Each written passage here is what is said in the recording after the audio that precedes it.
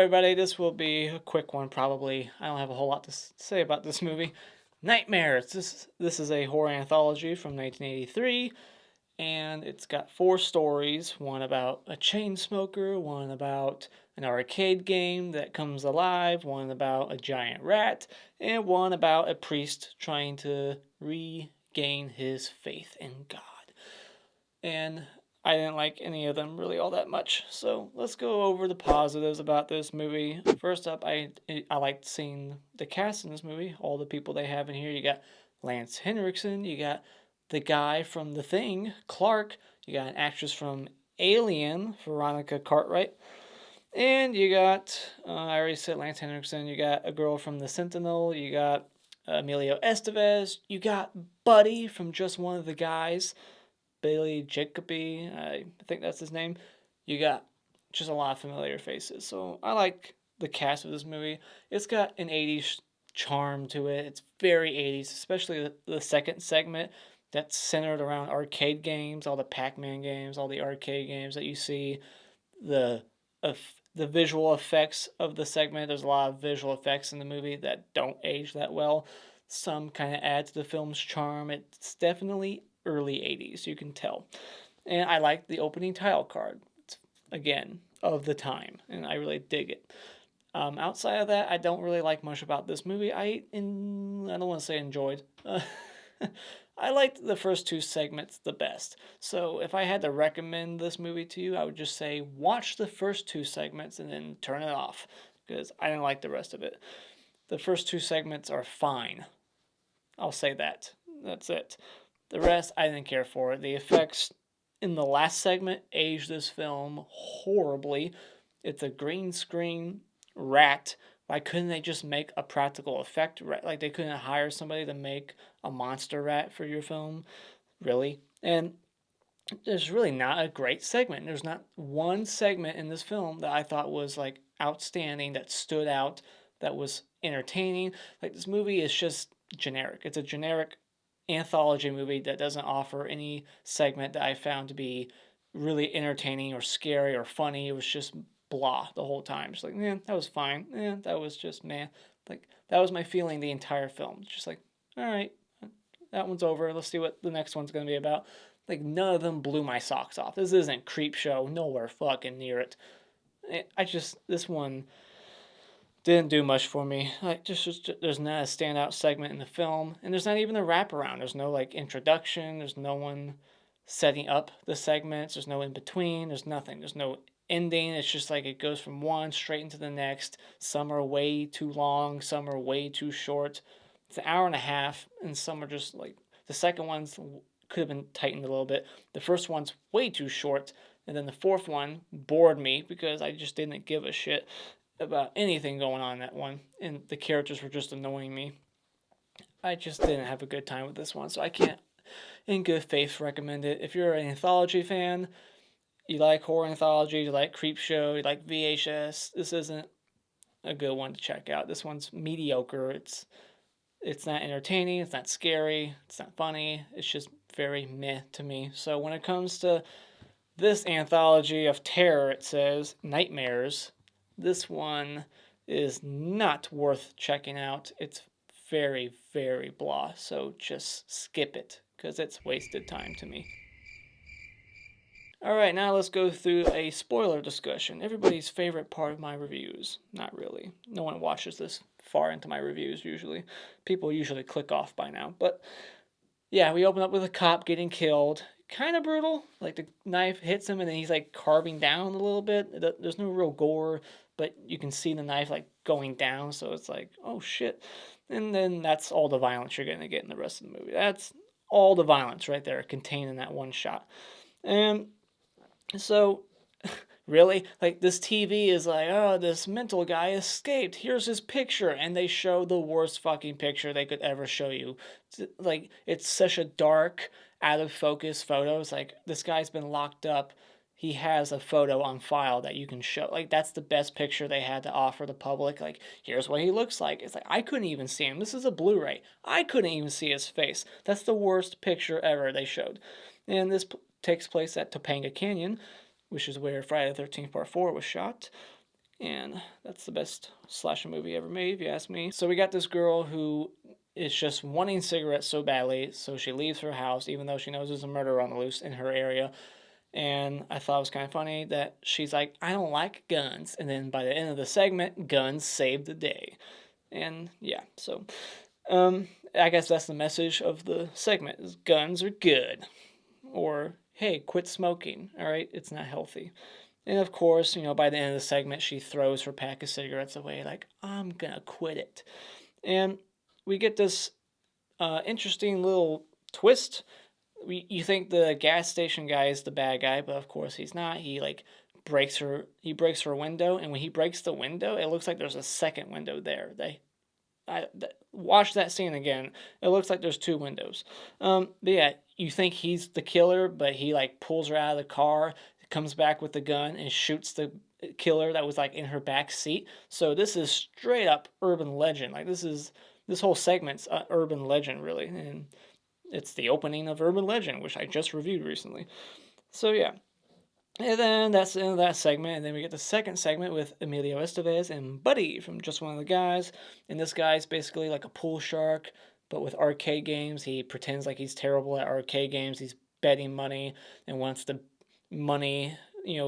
bet is high, he shows that he's actually really good, and he wins all the money, pisses these guys off, and these guys never come back into the segment later on. I thought that this Mexican gang was going to show up at some point later on, but so all that shit was just filler.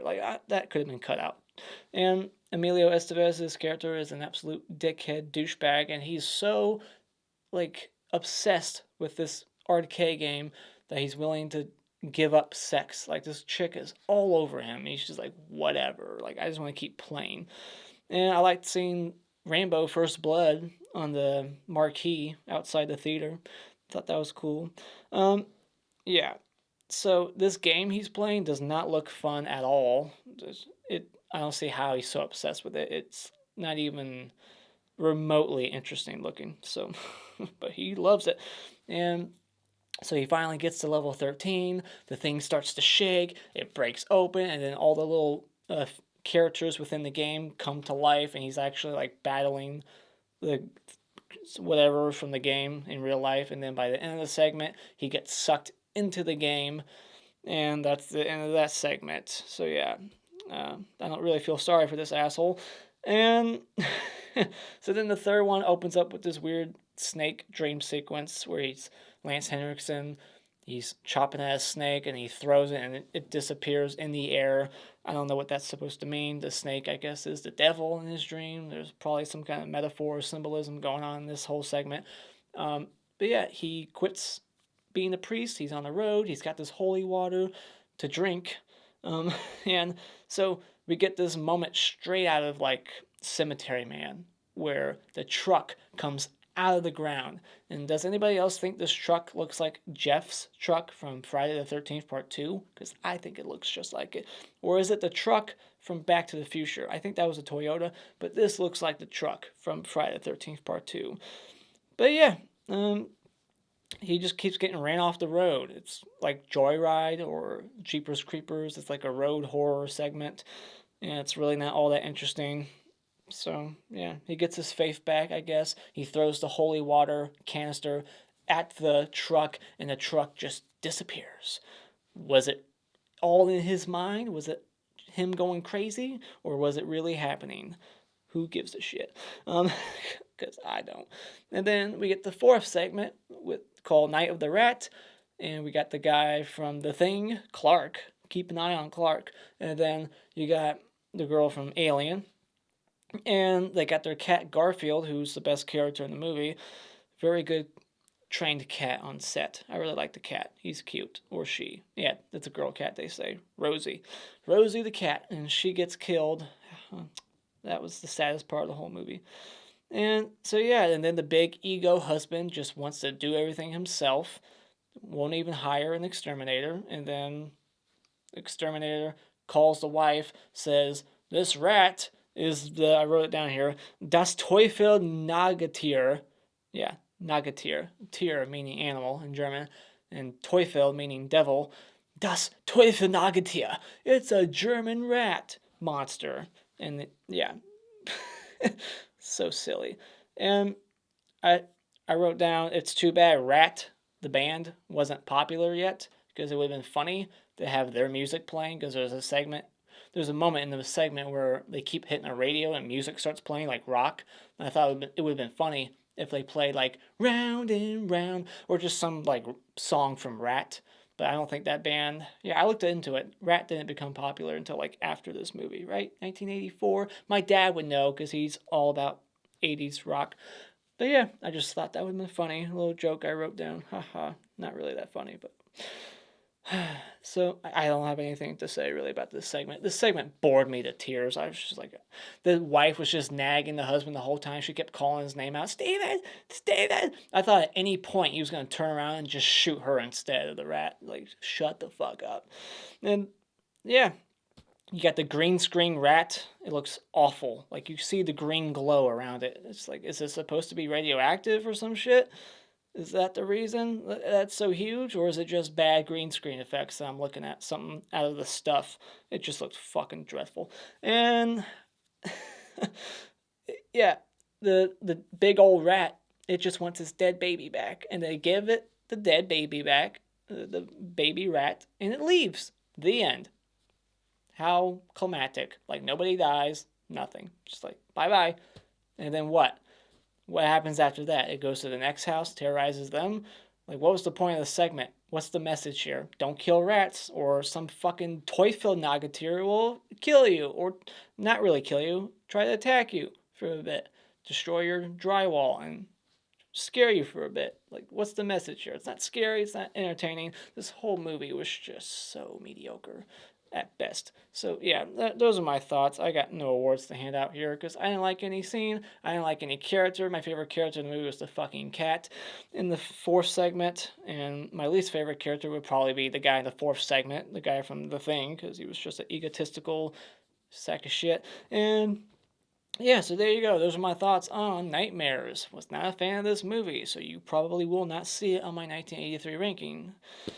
So yeah, there you go. Those are my thoughts on Nightmares. What did you think about this anthology? If you liked it, I'm sorry. If I offended you, I'm sure I did, and I have dislikes, but who gives a shit?